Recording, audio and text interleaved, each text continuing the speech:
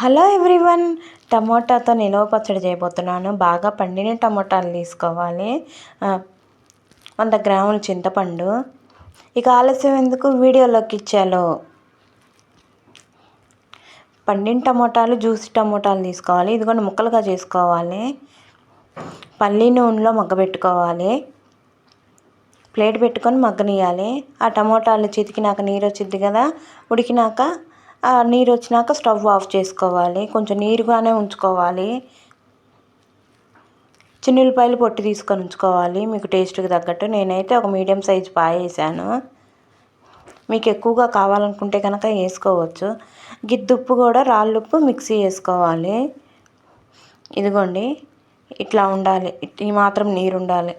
గిద్దుప్పు, ఆ తర్వాత చింతపండు, చిన్నులపాయలు, మెంతులు, ఆవాలు డ్రై రోస్ట్ చేసుకుని పొడి చేసుకోండి.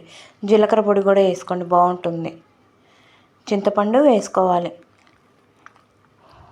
నా వీడియో చూస్తున్నారు కానీ లైక్ చేయట్లేదు, లైక్ చేయండి.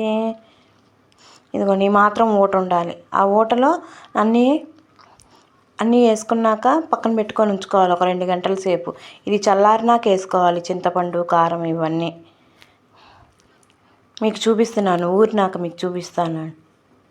ఇదిగోండి మీకు ఊరినాక మీకు చూపిస్తున్నాను. బాగా బిగుసుకుపోయినట్టుగా గట్టిగా ఉంటుంది. ఇది మిక్సీ వేసుకోవాలి. ఈలో పావుపిండి మెంతిపిండి కూడా మిక్సీ వేసుకోవాలి. మిక్సీ వేసుకున్నాక నేనైతే గిద్ద మీద కొంచెం 1 స్పూన్ ఎక్కువ కారం వేసుకున్నాను. పోపు వేసుకొని వేడివేడి రైస్లో తింటే కనుక బాగుంటుంది. Thanks for watching.